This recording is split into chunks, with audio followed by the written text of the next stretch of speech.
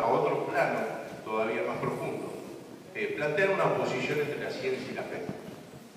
Esa división que hace Lutero se ahonda y entonces hay el hombre científico, que es el hombre que se rige por su razón, por su inteligencia, que conoce cosas científicamente demostradas, y en el plano religioso puede creer desde la diosa Kali con 6 brazos hasta el gauchito Gil o algún tótem de madera, pues total es una cuestión sentimental.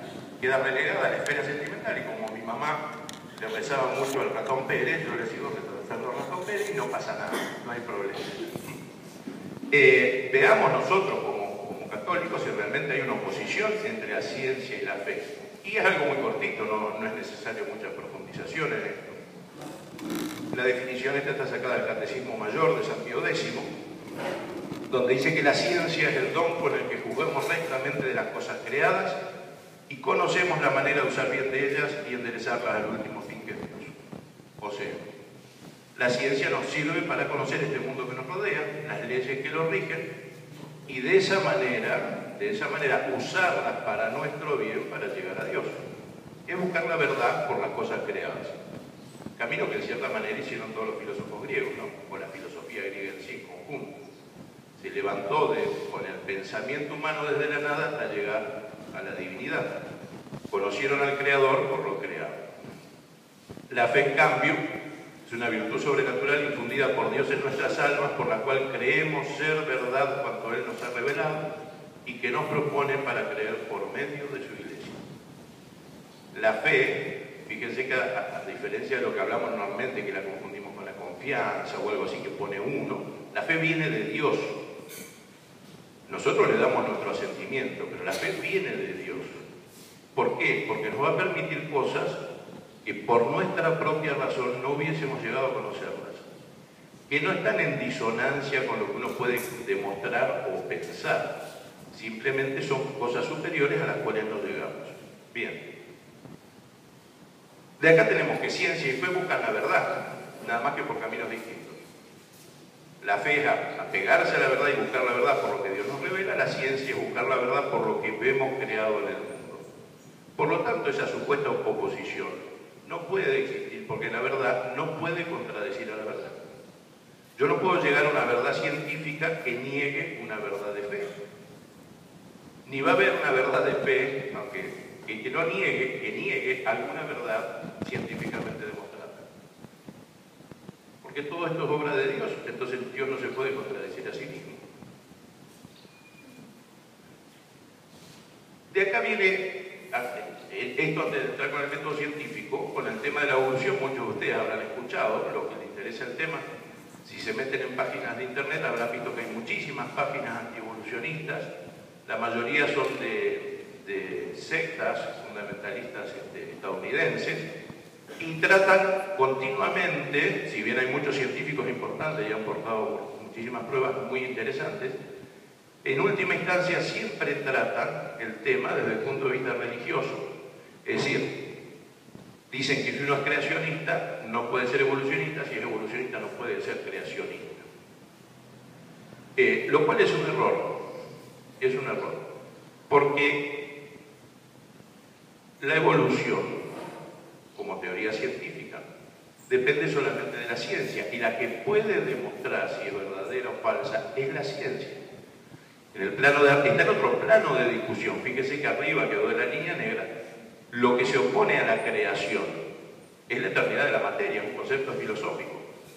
O hubo creación, hubo un momento donde todo empezó, o todo es eterno, la materia es eterna. En ese plano se puede plantear esa discusión, pero no en el plano de la evolución como teoría científica. No tiene nada que ver, en este caso, meter la religión en la evolución. La evolución, si es una teoría científica, se puede demostrar científicamente si es verdadera o falsa. Punto, no pasa de ahí el problema. Aparte, por si quedan dudas, tenemos acá citado a Pío XII en los Humani Generis, donde dice que la Iglesia no prohíbe, está resaltado en rojo, no hace falta que lean todo, no prohíbe que se sopese y examine las razones de una u otra opinión científica, si hubo evolución o no. Está. Así que la Iglesia no se opone para nada. Es más, si lo ven con un punto de vista práctico común, A mí, en realidad, ¿qué me importa si Dios hizo de golpe del barro al hombre o transformó el barro en varios bichos sucesivos hasta llegar al hombre? Dios lo puede haber hecho como quiera. No es mi postura, ojo, no me vienen con cara de terror. Yo lo que voy es, Dios puede haber hecho las cosas como quiera, para eso es Dios. Lo puede haber hecho en un momento, lo puede haber hecho en pasos. La religión no tiene nada que ver, es lo que está diciendo Pío XII. Y es lo que vimos en la presentación anterior. Si el tema de la evolución depende de la ciencia, pues bien, busquemos datos científicos que la corroboren o datos científicos que la nieguen. Hay que confiar en la ciencia cuando está bien llevada, porque la verdad no puede contradecir a la verdad. Así que el tema de oponerse a la evolución desde el punto de vista religioso no tiene ningún sentido. Ningún sentido. Para eso vamos a ver primero, los que estudian ciencias naturales deben estar cansados de verlo, porque es muy sencillo, pero por lo menos para que lo tengan graficado, los que lo ven por primera vez, el método científico. Hoy en día se considera ciencia solamente todo aquello que pasa por este método. No se crean que es algo muy tirado a los pelos, que es algo muy... Los pasos son, existe una cuestión, un problema cualquiera, qué sé yo veo que se forma el arco iris. Entonces formulo una hipótesis. Puedo decir, bueno, el arco iris, a ver, voy a ver, se produce por la refracción de la luz en el agua, o puedo decir, la producen los enanitos que tienen el tacho de oro al final del arco iris. Voy a decir, pues yo hago una hipótesis, la que quiero.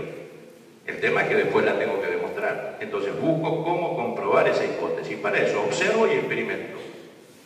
Busco el fin del arco iris a ver si encuentro el enano, o me pongo a probar con distintas cosas. Agarro el primer enano que cruza y veo si puede hacer un arco iris.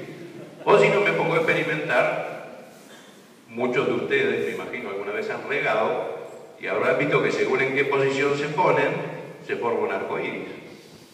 Entonces ya estoy observando y empiezo a experimentar. Entonces busco cómo reproducir ese arco iris en otro medio. Busco un prisma de vidrio, le hago pasar la luz, veo que se forma el arco iris en la pared. Entonces, bueno, yo voy haciendo datos, observando y experimentando. Todos los datos que yo observo y experimento los tengo que recopilar e interpretar. Pero pueden pasar dos cosas.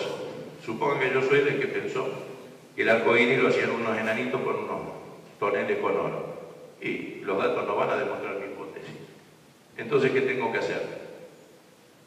Reformular la hipótesis. Bien sencillo. Tengo que hacer una nueva hipótesis que explique el arco iris. Pero puede suceder que los datos sí confirmen la hipótesis. En ese caso no me quedo tranquilo.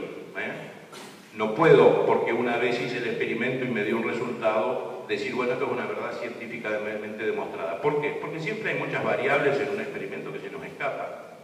Entonces lo que tengo que hacer es reproducir muchas veces ese experimento. Y aparte, publicarlo. Hay muchísimas publicaciones científicas. Entonces publicarlo, y cualquier otro científico de otro lugar tiene que tomar, siguiendo la receta que yo hice, poder reproducir ese experimento. Entonces recién ahí se formula una teoría. El arco iris se produce por la refracción de la luz en las gotas de agua de lluvia. ¿Listo? Como verán, más allá del gráfico, es un método muy sencillo, porque al fin y al cabo no es nada nuevo. Nadie descubrió la pólvora, es la forma en que aprendemos nosotros, ¿no? Ensayo-error.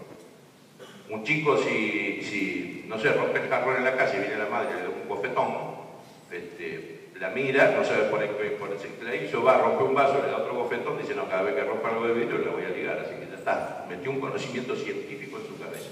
Usó el método científico. Fue probando.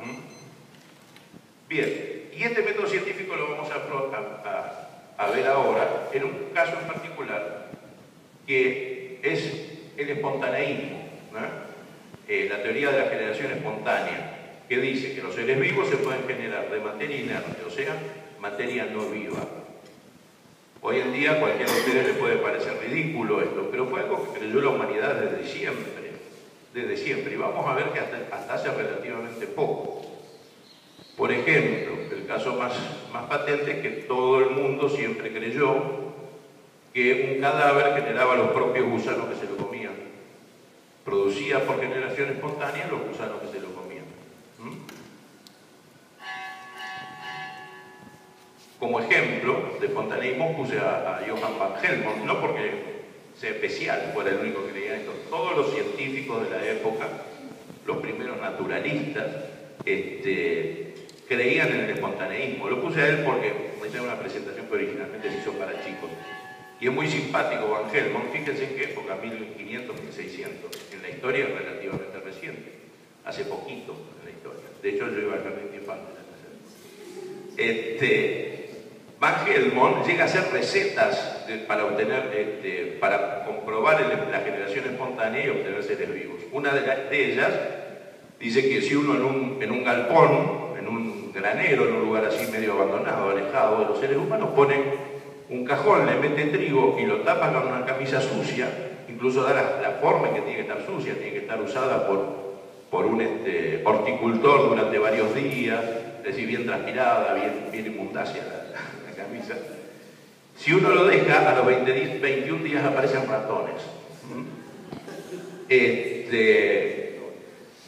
Claro, yo puedo agarrar la receta esta, publicada en una publicación científica, la reproduzco y también se van a producir ratones. En algún lugar se dan pericotes, según la zona, ¿no? Va a cambiar en Disney será el ratón Mickey, pero van a aparecer ratones de cualquier manera. Muy bien, les pregunto yo, Van Helmont, ¿era un mal científico? ¿Aplicó el método científico o no? Sí. Era un científico tan honesto como cualquier científico que sea honesto, porque hay muchos deshonestos, que les cueste creer. Era un científico de lo más honesto y aplicó el método científico, solamente que se le escaparon algunas variables. Por ejemplo, no tuvo en cuenta que el lugar donde puso el cajón estuviera totalmente cerrado. ¿Qué más quiere una ratona que anda embarazadita, dando vueltas por ahí buscando casa y comida, que le den casa y comida? Le doy un cajón, le doy trapo, le doy trigo. ¿Vieron alguna vez un nido de ratón? Hace unas pochitas hermosas, así todas suavecitas, donde tiene la cría, pues la cría nace sin pelo. La ratona estaba chocha, encontró casa, comida, lugar tranquilo donde nadie se mete. Si Van Helmont hubiese observado un poco más, no le hubiese pasado a él. Ahora, ojo, porque esto que le pasó a Van Helmont, y nosotros creemos que en una cosa tan tonta no puede haber sido, ¿no? Pasa hoy en día con todos los científicos. Los científicos son humanos, aunque no parezca, y en este siglo nos haya hecho creer que la infiabilidad que le sacan al Papa se la hagan a los científicos. Los científicos no son infalibles. Son humanos que se equivocan, son humanos que a veces observan mal, son humanos que a veces sacan conclusiones que no corresponden de una observación. Habrán visto ustedes cuando hay un choque se llaman varios testigos, no uno solo.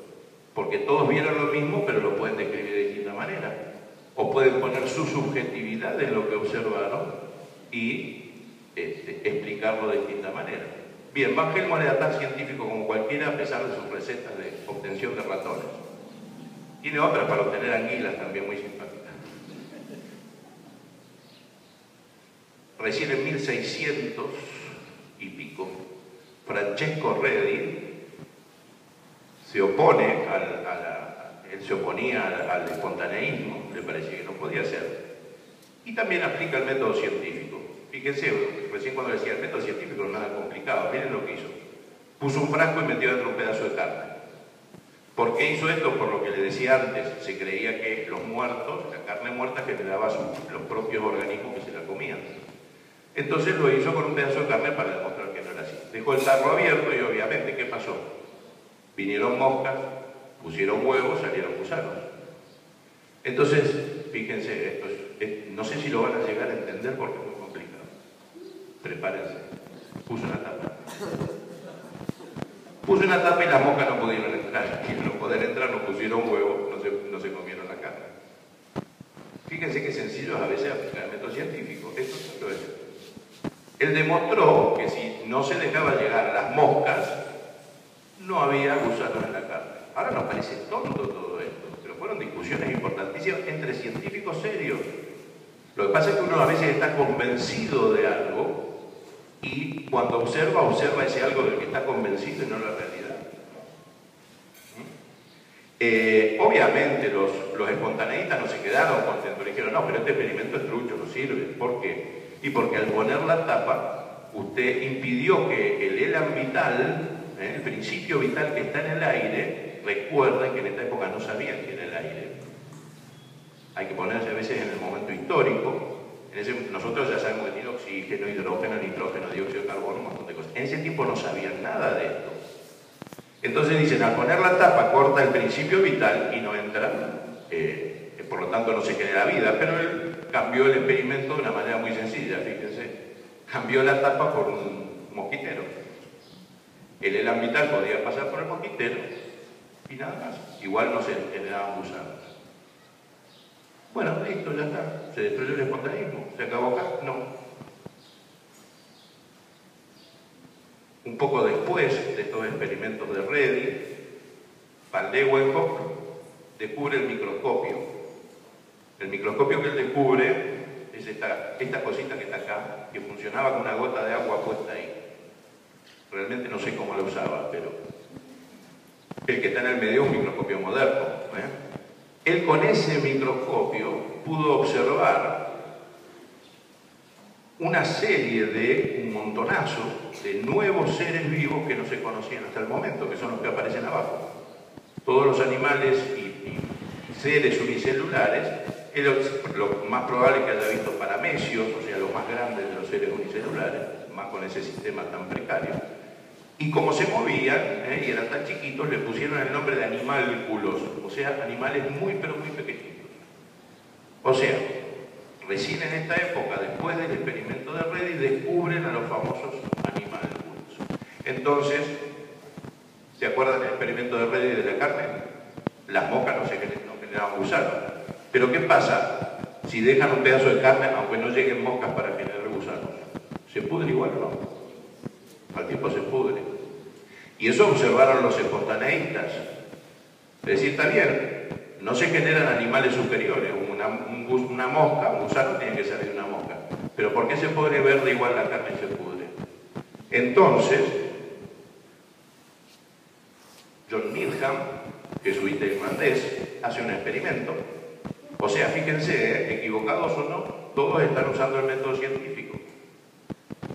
Habrá problemas de observación, que es lo que pasa hoy mismo también con los científicos leales, no con todos los demás que son un montonazo. El tipo hace un cantito, lo deja podrir, lo mira al microscopio, yo señalo la pantalla, lo pone al microscopio y ve que hay animálculos. Entonces, calienta con ceniza, está descrito todavía todo el procedimiento que hizo. Lo tapa flojito el frasco, lo calienta con ceniza, no con fuego. Y ve que después de este procedimiento no hay más animálculos. Entonces dice, bueno, estamos partiendo algo libre de todo ser vivo, vamos a ver qué pasa. Y más vale, al tiempo la sopa esa que hizo se le pudrió. Cuando lo observa al microscopio, vuelve a ver que hay animálculos. Entonces dice, está bien, los seres superiores, los animales superiores no se generan por generación espontánea, pero los animálculos sí. Entonces, quienes no creían en la generación espontánea tenían que buscar un experimento que rebata esto. Recuerden siempre, todavía en esta época no conocen lo que es el aire, no tenían microscopios como los nuestros. Lázaro Palanzani, italiano, sacerdote también, hace el mismo experimento, pero fíjense que en el medio no lo calienta con ceniza, que alcanza poca temperatura, lo hace hervir un buen rato ese caldo, lo deja bien tapado y después, por más que pasara el tiempo, no se generaban animálculos. Entonces demostró, si se hace bien el experimento, demostramos que tampoco hay generación espontánea en estos nuevos seres que hemos descubierto.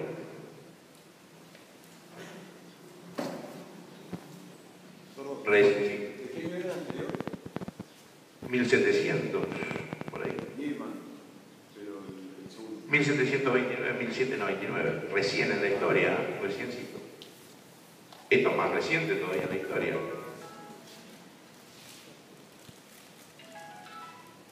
Era una alarma, ¿no? Sí. ¿Detrás de todo esto también hay un debate religioso, no? No, hasta este momento no. Hasta este momento no. Si vos lees cualquier filósofo griego, antiguo vas a ver que creían en la generación espontánea. Durante la Edad Media se creía, incluso San Agustín habla de las causas seminales, principios puestos por Dios en los seres que los generan en determinado momento. O sea, la creación fue en dos pasos, creó animales que ya estaban y creó determinados seres que cuando se daban las condiciones aparecían. ¿Está? No había un debate religioso tras eso. Aparte nosotros no estamos haciendo religión, estamos haciendo ciencia. No te olvides de eso. Ahora vas a ver al final. Pasteur, mi bisabuelo ya estaba vivo, es reciente, muy reciente en la historia. Fíjense, para que se den cuenta a veces, en este siglo que nos creemos que sabemos todo y que los científicos explican todo, ¿no? Reciente en la historia. Pasteur tomó el experimento de Spallanzani. ¿Por qué lo negaron a Spallanzani? Perdón, creo que me olvidé. Porque si se fijan, al haber hecho esto, los espontaneístas decían, no, pero con la tapa bien cerrada, que no entra el principio vital, y el fuego que alcanza grandes temperaturas, usted torturó el principio vital de ese aire que quedaba arriba y por lo tanto, obvio, no se va a generar vida. Recién entonces Pasteur retoma el experimento de Spallanzani y busca la forma de eliminar la objeción que ponían los espontaneístas. Toma un matraz, un balón, le pone con cuello muy largo y se lo dobla, y vuelvo a señalar la pantalla, y lo dobla en forma de cuello de cisne, se dice. Muy bien, lo hizo hervir, puso un caldito también, muy rico para los bichitos, y lo puso a hervir. Fíjense acá en esto que está agrandado, van a ver, lo azul es el aire, se hizo una lagunita, simplemente de agua que se condensó y formó una pequeña laguna, y el aire igual podía entrar y salir, o sea, por más que hacía hervir el caldo, para repetirlo de Spallanzani y matar todos esos animálculos, dejaba entrar el principio vital del aire. A esta altura sí ya más o menos se conocía la formación de la atmósfera. El tema es que esta lagunita de acá funcionó como una especie de filtro. Lo que no sabían estos que con los microscopios de la época, obviamente, no podían haber visto la forma de reproducción de estos animálculos, como ellos lo llamaban. Cualquier ama de casa sabe que si deja un pedazo de pan y hay un poco de humedad, los 2 o 3 días le parecen honguitos arriba. Entonces, lo que no conocían es la forma de reproducción. Se reproducen por esporas muy pequeñas que están en el aire. Y con este experimento Louis Pasteur lo pudo demostrar. ¿Qué pasaba? Al entrar el aire cargado de esporas, esta lagunita retenía esas esporas y entonces el caldo se mantenía sin echarse a perder. Y se mantuvo mucho tiempo sin echarse a perder. Lo bueno de este experimento, a pesar de lo sencillo que es que tiene la contraprueba. Simplemente con dejar caer esta lagunita dentro del balón, el caldo se podría. Es decir, lo que demostró es, hay formas, la forma de reproducción de estos seres vivos que están en el aire, entran en el medio y lo pudren. Pero si yo los puedo aislar, no es en el aire que está el principio vital, sino es en estas formas de reproducción que todavía no conocemos o no podemos ver. ¿Se entiende más o menos lo que estoy diciendo? Bien. ¿Se acuerdan del método científico? Cuando yo demostraba un conocimiento, para que pudiera ser cierto, tomado como un conocimiento cierto, lo tenía que reproducir muchas veces para estar seguro que no se había escapado ninguna variable. El experimento de Louis Pasteur es el experimento que más ha reproducido la humanidad a lo largo de toda su historia. Cada vez que ustedes abran un sachet de leche, una lata de conserva, cualquier alimento conservado, que hoy en día son millones y millones de toneladas,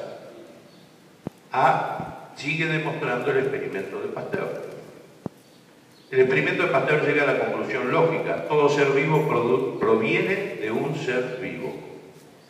Uno dice que no inventó nada, que le vamos a regalar chocolate por la noticia. Pareciera que sí. Recuerden, entonces, hasta acá estuvimos en ciencia y esto es ciencia. La ciencia demostró que no hay ningún ser vivo que no provenga de otro ser vivo. Es decir, ningún ser vivo puede provenir de materia inerte. Es decir, no existe el origen espontáneo de la vida. ¿Estamos todos de acuerdo? Y para eso, ¿para qué tienen que hablar? Es sencillo, ¿no?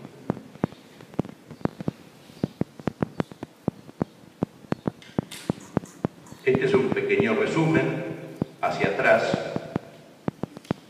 de lo que se presenta como teoría de evolución. En realidad no lo presenta como teoría ya. Los que estudian ciencias naturales o biología lo deben ver en todos los libros, está dado como el hecho evolutivo. Se lo considera más real que cualquier otra cosa que conocemos. De hecho, dicen que es un hecho, no una teoría. Si nosotros tomamos el camino evolutivo del hombre, vamos a ver que viene el hombre de un antropomorfo, como les gusta decir, un antropoide, para no decir que era un mono, que a su vez viene de un mono, que viene de un insectívoro, de un reptil, bla, bla, toda la cadenita, hasta el final. ¿Hasta el final dónde? Obvio, con Darwin intentó explicar el origen de las especies, pero para ser lógico había que ir más atrás, y entonces empezó con el origen cosmológico, con todo lo demás, el Big Bang, o el Gran Pum, como había que traducirlo en castellano. El problema que tiene esta cadena es esto, fíjense. Ustedes habrán visto, ¿no? Los átomos de hidrógeno del Sol se queman, producen helio, después se combinan y forman todos los demás elementos. Si miramos esta cadena al principio, lo que está tachado es un coacervado, es un invento de un científico ruso, evolucionista, obvio, para explicar que la evolución era cierta, cosa que le interesaba muchísimo a Rusia y al materialismo ruso, o Parín se llamaba, y lo hizo porque si no lo hacía, Stalin le cortaba la cabeza. Pero fíjense las dos primeras partes de la cadena. Dice materia no viva. ¿Se acuerdan qué decía el espontaneísmo? No, el espontaneísmo decía que los seres vivos podían provenir de materia no viva. Pero la conclusión, Sí, después sacan otras conclusiones, muchísimas más. Pero ¿se entiende esto? Fíjense, es la prueba más sencilla científica que hay contra cualquier tontera que nos quieren vender bajo el rótulo de científico. Es una verdad tan evidente que es como el aire, como no lo vemos. Nadie se levanta a la mañana y agradece a Dios por el aire. Es más, si yo pregunto qué hay entre ustedes y yo, van a decir nada. Sí, está lleno de aire, gracias a Dios, pues si no estaríamos muertos. Las verdades más evidentes a veces son las que menos vemos. Este principio científico, este principio, sí, el experimento de Pasteur repetido millones de veces por día, demuestra que la teoría evolutiva tal cual está planteada no es cierta.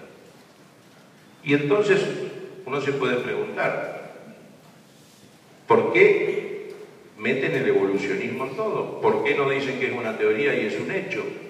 Que está demostrado. ¿Por qué echan de sus cátedras a muchísimos profesores? Han echado estadounidenses y europeos por dudar de la evolución. O sea, es como una especie de inquisición moderna científica. Los han echado de sus cátedras, los han ridiculizado.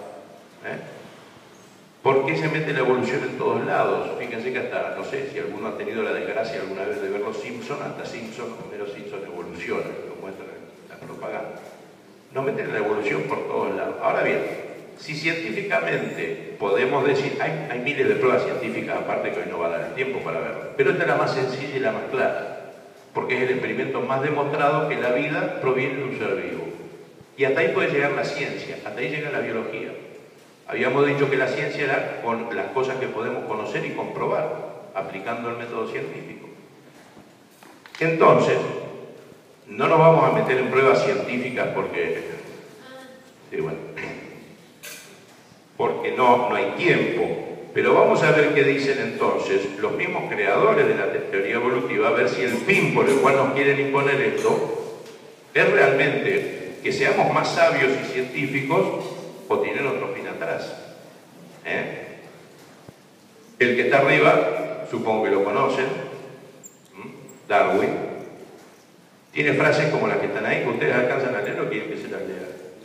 Mi doctrina sería como el Evangelio de Satanás, y usted, Thomas Huxley, como el apóstol del Evangelio de Satanás. Después, más abajo, la otra frase, ahí tienen las citas, después si las quieren, las pueden sacar para buscarlas, para corroborarlas. Si he cometido un error en atribuir a la selección natural una gran eficacia, bla, bla, bla, bla, bla, espero por lo menos haber prestado un buen servicio a la tarea de anular el dogma de la creación de las especies. ¿Se dan cuenta todo lo que quiere decir esa frase? Ustedes se imaginan a Isaac Newton, ¿Se acuerdan la famosa cosita que estaba tirada abajo el manzano, vio caer la manzana, la ley de la gravedad? ¿Se imaginan a Newton cuando cae la manzana y dice, ¡oh! Con esto destruía la Iglesia Católica? Porque cae la manzana, no veo por qué. O sea, ¿qué tiene que ver? Ya habíamos visto que ciencia y fe no se oponen, están en planos distintos aparte, son dos formas de buscar la verdad. Pero jamás se le ocurrió a Newton sacar de la ley de gravedad una connotación filosófica o una connotación religiosa. Acá el mismo Darwin, que no fue el fundador de la teoría, esto viene de antes, pero no va a haber tiempo de ver todo esto. Él mismo dice que lo único que le importa de su teoría es haber logrado anular el dogma de la creación de las especies. Y como hasta recién estábamos hablando de ciencia y dijimos, ojo, por eso lo reté por allá atrás. No, estamos hablando de ciencia, no de religión.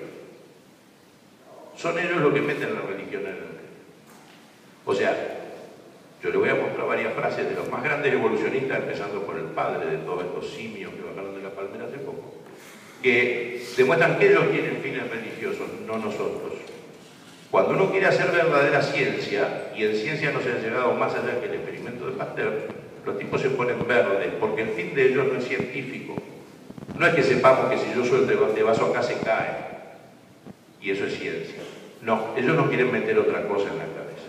El que está abajo, este es Huxley, el que le escribe, era un lord, uno de estos inglés, de la masonería, y apenas Darwin saca su libro, la masonería le ordena salir a defenderlo a capa y espada. Tiene una famosa discusión con el arzobispo de Canterbury, donde lo ridiculiza.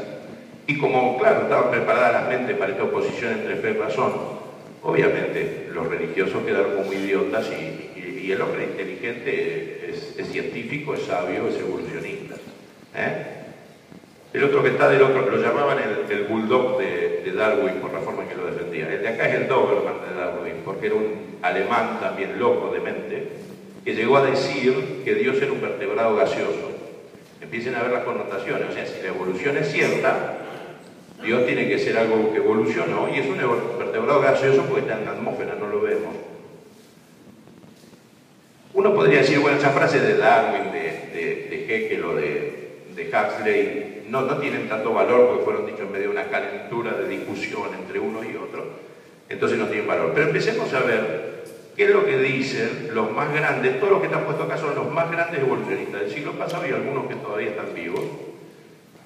Por ejemplo, Yves Delage, fíjense, si habrá sido considerado buen evolucionista y buen intérprete de la doctrina darwinista, que le han dado la medalla Darwin. No creo que se la den a cualquiera que esté en contra o no haya entendido bien a Darwin. Aparte profesor de la Sorbona, no en cualquier universidad.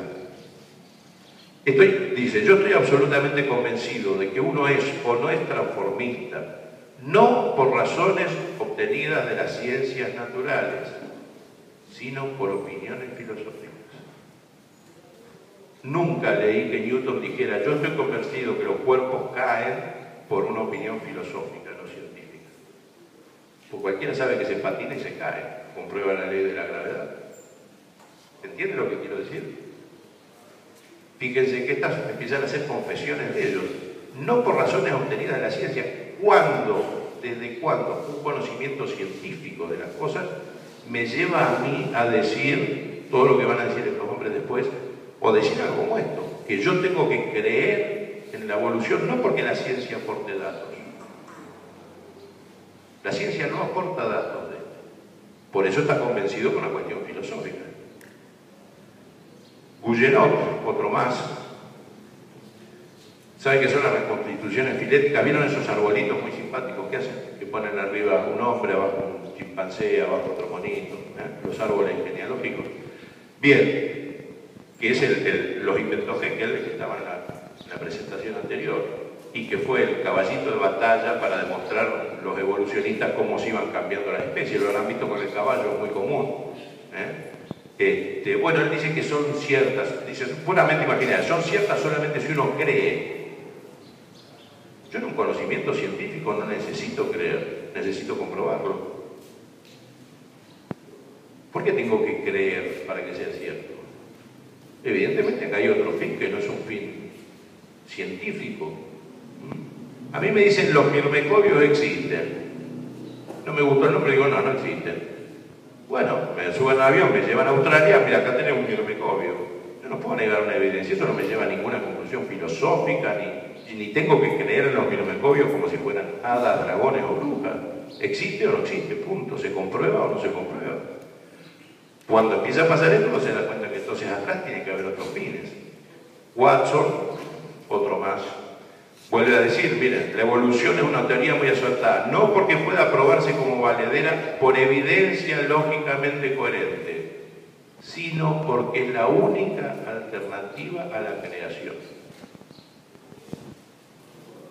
Los tipos escaparon del marco científico, la ciencia lo único que puede hacer es demostrar lo que es comprobable, y empezaron a usar esto para que, como caballito de batalla de otra cosa. Si ustedes se acuerdan, van recordando como puesto a la historia las revoluciones que se han hecho contra Dios y su iglesia. Con el iluminismo habían llegado a muchísimo, pero les faltaba una sola cosa. La gente humilde, el hombre de campo, el hombre común, cuando le decían Dios no existe, decían, ajá, ¿y cómo existe este reloj si no hay relojero? Si no hay relojero, no hay reloj. ¿Cómo hay creación si no hay creador? El gran problema de todos estos tipos materialistas era lograr sacar del último rincón donde la gente humilde, la gente común, la gente que usaba el sentido común, todavía usaba para retener su creencia científica. Entonces había que romper ese punto para lograr lo que venía después. Obviamente la teoría de la evolución les dio este punto, ¿no? No es que lo dio científicamente demostrado, para ellos no importa, como ellos son los dueños de todo el aparato de reproducción de teoría y la televisión, las películas, Jurassic Park y toda esa basura, se encargan de lavarle la mente a la gente con esto sin necesidad de aportar pruebas científicas, porque si hubiese pruebas científicas, no necesitarían decir lo que están diciendo acá. Le vuelvo a repetir, parece cansador, pero Newton jamás dijo, yo descubrí la ley de gravitación, entonces hay que creer en esto porque no hace falta que haya un Dios. Nada que ver. No es una conclusión valedera de un conocimiento científico. Leque, otro de ellos, miren cómo lo dice, ineludiblemente es una cuestión de fe, pero no estábamos hablando de ciencia. Cuando los espontaneistas decían la vida se genera espontáneamente, los no espontaneistas hacían un experimento para contraatacar y demostrar que eso no era cierto. Entonces los espontaneístas buscaban un experimento para demostrar que se habían equivocado los que no creían en el espontaneísmo. Pero se demostraba, acá es cuestión de fe, lo dicen ellos. Para los que conocen de ciencias naturales estarán viendo que los nombres que estoy poniendo son los más grandes científicos defensores de la evolución. O sea, estoy hablando de una especie de los papas de la evolución, los grandes sacerdotes de la evolución. Si ellos dicen esto, ¿qué nos queda a nosotros? ¿Por qué nos hacen creer tanta pavada si ellos mismos dicen que es una cuestión de fe? Dawkins, que está vivo, pero ya se lo va a llevar el diablo. Es un buen resumen de lo que decíamos antes. Darwin hizo posible el ser un ateo intelectualmente satisfecho. Es decir, un ateo iluminista, se hacía mucho el ateo, pero nunca podía escapar del argumento ¿y dónde está el relojero que hizo este reloj? ¿Dónde está el creador que hizo esta creación? Pero como con Darwin pudieron encontrar la forma de zafar, entonces ahora sí pueden ser ateos satisfechos, tranquilos. ¿No? Qué lindo. Estaría más satisfecho comiéndose un chivito, pero bueno. Ernest Mayr, otro más, de la Universidad de Harvard, no estoy hablando de la Universidad de Morón, ¿no? De la Universidad de Harvard, uno de los más grandes pensadores del darwinismo del siglo pasado, de hecho es uno de los, con muchos de los que están acá, los que hicieron la teoría sintética, que es la que trató de salvarle las papas al darwinismo, porque el darwinismo hoy no lo defiende ni los restos de Darwin. Pero esto trataron de salvar las papas y hicieron una teoría que se llama la teoría sintética, que no la podemos ver ahora, pero después a los que les interese ciencias naturales nos reunimos un poquito y les paso material y les explico dos o tres cositas.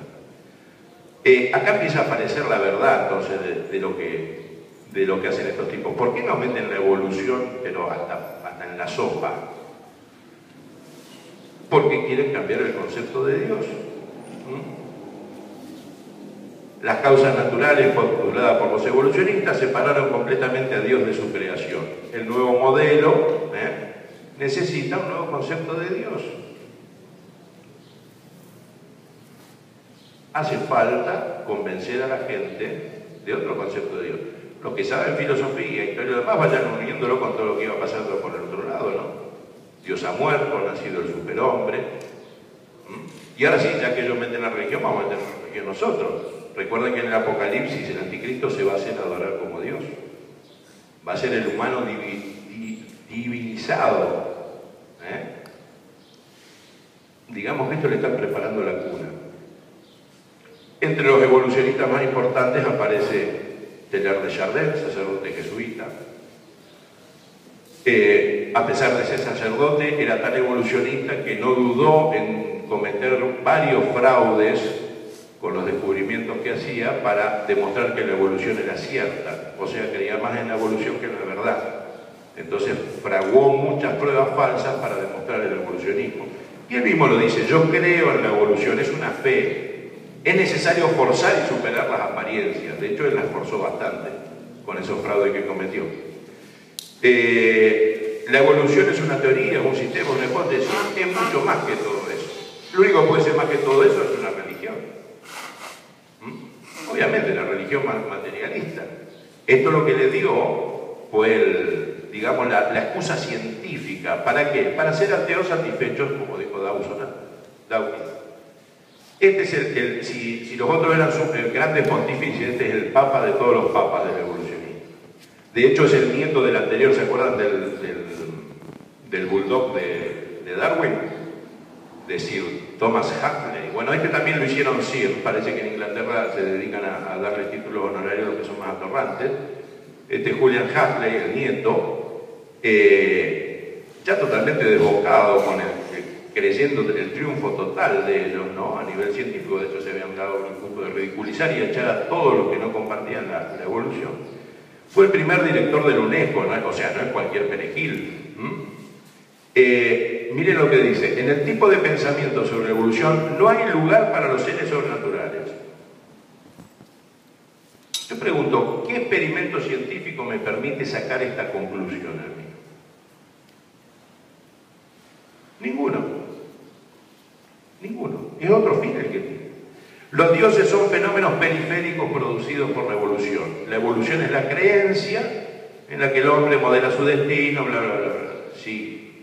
Sigue adelante. Diciendo que es una creencia, no una teoría biológica ni un hecho demostrado. Es una creencia. Y empieza a manifestar ya cosas más importantes. Los dioses son fenómenos periféricos producidos por la evolución. ¿Se acuerdan cuando vimos el caminito que hacía el hombre? De la mevita pasaba el cosito, el pescadito, sacaba las patas, se volvía anfibio, se volvía reptil, le salían pelos, se hacía mono, se le iban los pelos y se volvía hombre. Bien, ese mono que se le fueron los pelos y se volvió hombre, empezó a inventar, en ese lapso evolutivo empezó la evolución cultural e inventó a los dos dioses. Porque cuando estaba en la caverna, como dicen ellos, había un relámpago, entonces se asustaban: oh, el dios del trueno. No sé de dónde sacaron eso, pero ellos dicen que es así. Bien. Sigue la frase de este buen hombre. Este es el mejor de todos, es espectacular.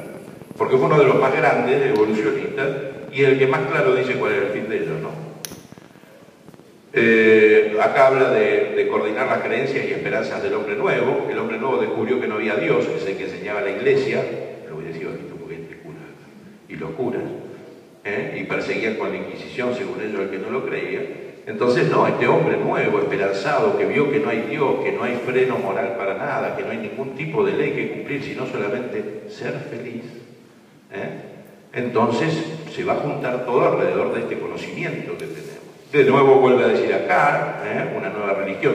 Fíjense que estas cosas estuvieron secretas. Él era el director de la UNESCO y la UNESCO lo tuvo que mantener en secreto porque si en ese momento lo daba a conocer, se armaba un despiole de aquello. Hoy en día, como ya está toda la sociedad convencida de esto, los católicos son islas y algunos ni se preocupan por nada. Entonces lo pueden decir tranquilamente y sacar y publicar porque saben que no va a haber reacción. Ya la sociedad está adormecida. Vuelve, están resaltadas en rojo, no las leo todas. En el sistema evolucionista no hay necesidad o espacio para lo sobrenatural. El hombre evolucionista no puede ya más refugiarse de su soledad arrastrándose en busca del amparo dentro de los brazos de una figura paterna divinizada que él mismo ha creado. Cuando yo, observando la interesante vida de las hormigas, puedo sacar como conclusión esto? ¿Qué experimento científico? Ninguno. Gaylord Simpson, otro más. El cristianismo es la más grande superstición no aceptable intelectualmente. Fíjense que era paleontólogo de los vertebrados. No sé qué hueso de algún vertebrado antiguo sacó que le dijo esto, porque no sé de dónde lo sacó. Entonces, ahora van a empezar a dar más claritas las cosas, ¿no? Esta interpretación muestra que no hubo ninguna anticipación a la llegada del hombre, él no responde a ningún plan, no cumple ningún propósito. Y esto va reuniéndolo con la forma de vida que nos ha impuesto socialmente, ¿no? Carpe diem, aprovecha el día. La famosa sociedad de los poetas muertos, los más viejitos lo han visto. Aprovecha el día porque ya está, te vas a morir, tus hijos evolucionarán, tendrán más pelo, menos pelo, no sé, pero vos aprovecha el día porque se te pasa. ¿Y qué es aprovechar el día? Drogarte, emborracharte, salir de bailanta, por decirlo de alguna manera, y todas las demás cosas que quieras, y con total no hay problema, te vas a morir y ya está. No hay un Dios que te controle, no hay un Dios que te premie, no hay un Dios que te castigue. No hay ninguna importancia moral de ningún acto porque somos solamente animales evolucionados y sobrevive el más apto. Tratar de ser el más apto, romperle la cabeza a tu vecino y sobrevivimos. Eso que parece un chiste, se ha llevado a política, ¿no? Lo podríamos ver, pero se va a hacer largo. Bien. Harry Gold también hablando del feliz accidente, o sea que el azar produjo las cosas, no existe Dios ni la providencia. Y por acá también sigue hablando, ¿y qué pasa si pensamos que vinimos del mono? ¿Qué es lo que perdemos? Tan solo un anticuado concepto de alma. Anticuado porque ustedes saben, los fenomenistas actuales dicen que no hay alma. Freud era un gran admirador de Darwin y le dio pie obviamente para hacer toda la psicología que hizo él. Si somos mono evolucionados, pudo empezar a decir toda la porquería que dijo del complejo de Edipo y todas las demás cosas. Al punto que ahora llegaron los fenomenistas a decir que no hay alma, son solamente hechos, acontecimientos que resolvemos como si fuéramos una computadora, que como tenemos memoria en la computadora lo guardamos y nos hace creer que somos unos seres continuos, que tenemos alma que sigue existiendo. No, son fenómenos aislados, punto. O sea, hasta esa idiotez se llega, ¿no? Todo a partir de Darwin. Monod vuelve con el que el hombre está solo en la inmensidad indiferente del universo. Pobre tipo, debe haber sido un depresivo total para hacer esta frase, ¿no? Que gana matarse. Voy cortando porque si no se va a hacer muy largo. Este es buenísimo, premio Nobel de Medicina, no es ningún perejil, como yo, y fíjense lo que dice. Que él cree en todas estas cosas, pero prefiere creerlas a creer las explicaciones que hacen los evolucionistas para hacerlo pasar por científico, pues son cuentos de hadas para adultos. O sea, todo eso que ustedes, los que estudian ciencias naturales y encontraron los libros como pruebas del hecho de la evolución, son cuentos de hadas para adultos. No lo digo yo, lo dice Jean Rostand, premio Nobel de Medicina. Ferviente evolucionista. Ferviente evolucionista. Fíjense lo que dice en la frase que sigue, ¿no? No leemos todo, pero dice: creo firmemente que los mamíferos proceden de los lagartos de los peces, pero prefiero dejar en la vaguedad el origen de estos escandalosos cambios de un animal a otro, escandaloso lo llama, que añadir a su inverosimilitud la de una interpretación ilusoria. Eso que le muestran a ustedes siempre, que el lagarto le salieron pelos, se paró dos patas, se subió a un árbol, se bajó del árbol, se le fue la cola y empezó a caminar como un hombre, son escandalosas metamorfosis inverosímiles, pero él cree profundamente en eso. ¿Por qué? Porque si no cree en eso, ¿qué tiene que creer? En Dios. No le queda otra. Y él no quiere creer en Dios. Es el misterio de la iniquidad, el misterio de la maldad, el pensar. Uno a veces piensa, ¿y por qué los ángeles fueron creados frente a Dios y cayeron? Bueno, es el misterio de la maldad, el ser malo por quererlo. A partir de ahí, muchos otros que no son evolucionistas científicos, pero sí aprovechan la evolución, empiezan a decir cómo esa evolución se ramifica en todo. Hoy toda nuestra cultura es evolutiva, porque la psicología actual es evolutiva, la historia se explica en forma evolutiva, las leyes se sacan en función de un mono que evolucionó, Entonces no hay que venir con tonteras de determinados derechos o cosas así. Entonces lo mismo que sea homosexual, bisexual, transexual, polisexual, no sé cuántas cosas más van a inventar. Total, somos monoevolucionados, tenemos un cortito espacio de tiempo, aprovechémoslo como podamos. Bueno, David Strauss, fundador de la crítica alemana, agradece a Darwin porque gracias a Darwin pudieron sacar los milagros, demostrar que los milagros no existen, y de ahí salieron también muchos progresistas católicos, ¿no? Hasta hace poco Álvarez Valdés, creo que se llama, que estaba allá por Santiago del Estero, que todos los milagros de la Biblia son mentiras, fueron puestas por los apóstoles para enseñar, o sea, eran grandes mentirosos o borrachos los apóstoles, porque no veo otra forma de que eso pueda estar ahí sin ser verdad. Entonces esto ha hecho mucho daño incluso en nuestra religión y en nuestra iglesia. Richard Bossart, que es uno de los escritores del tema científico más importantes de Estados Unidos, más leído, son estos divulgadores de la ciencia. Fíjense lo que dice, y acá empieza a estar espectacular, porque acá empieza a estar la razón del evolucionismo. Destruir a Adán y Eva y el pecado original, y entre los escombros hallaréis los lamentables despojos del Hijo de Dios. Y esto es lo que el evolucionismo significa. Si no existió Adán y Eva, no hubo pecado original. Si no hubo pecado original, no hubo causa de la redención. Entonces Cristo, habrá habido un hombre que se llamó Jesús, que pasó por Galilea, que fue muy simpático, pero ni es Dios, ni es el Hijo de Dios, ni nos redimió, ni nada de eso. Wells también lo vuelve a decir, el novelista británico famoso. La razón si no hubo Adán y Eva ni caída, la razón de la expiación colapsa como un castillo de naipes. No sé cómo estoy en tiempo, padre.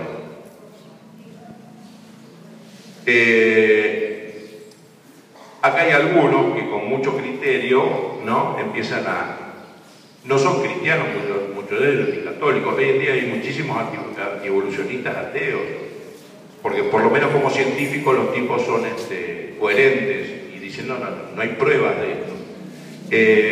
Acá hay algunos escritos demostrando, del otro lado, de los que no creen en la evolución, explicando el fenómeno que es una devoción religiosa, que es una religión de la ciencia, que es una contrafe, una máquina antirreligiosa. No sé si vale la pena a esta altura ya detenernos en él. Esta de Lemoyne está buena, porque dice por acá que la evolución es una especie de dogma en el que no creen ya sus sacerdotes, pero mantienen para su pueblo. Todo el mundo está convencido que la evolución es cierta, pues la muestran en todas las cosas que vemos por televisión y por todos lados.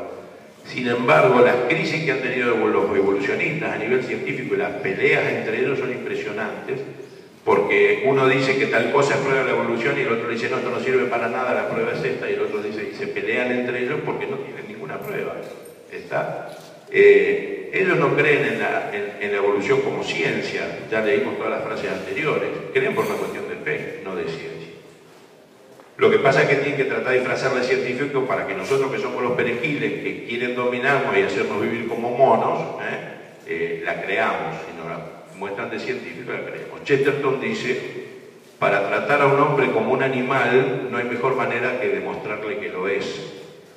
Y lo que han logrado con esto es demostrarnos que somos animales, que hemos cambiado de forma, pero somos animales y por lo tanto nos tratan de esa manera.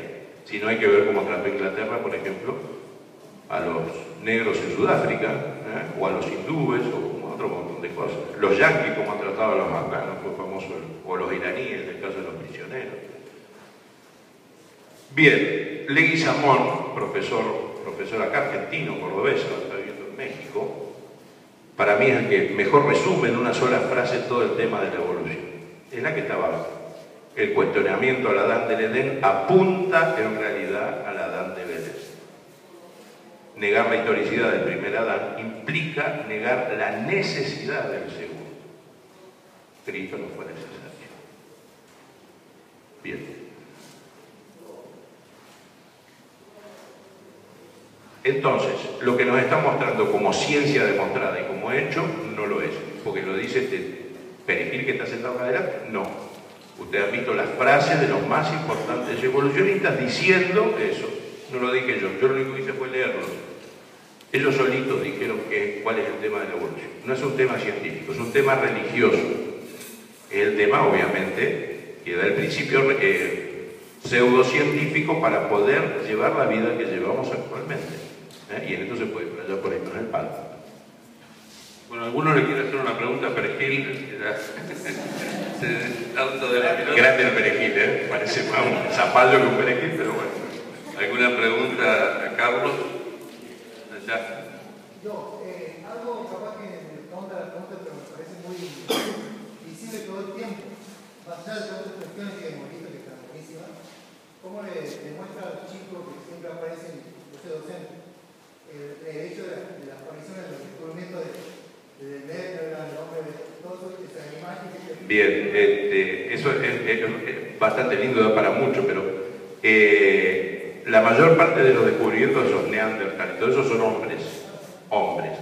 El caso famoso de un cromañón, que fue el primero que apareció y tanto hablaban de la diferencia, era un viejo artrítico, por eso tenía ciertas deformidades, pero era tan hombre como vos, como yo y como cualquiera.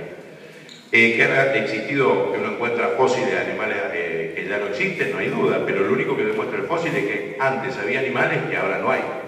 Porque al mismo tiempo que esos animales que ya no estaban vivos, hay muchísimos animales que se han encontrado vivos desde aquella época y desde antes.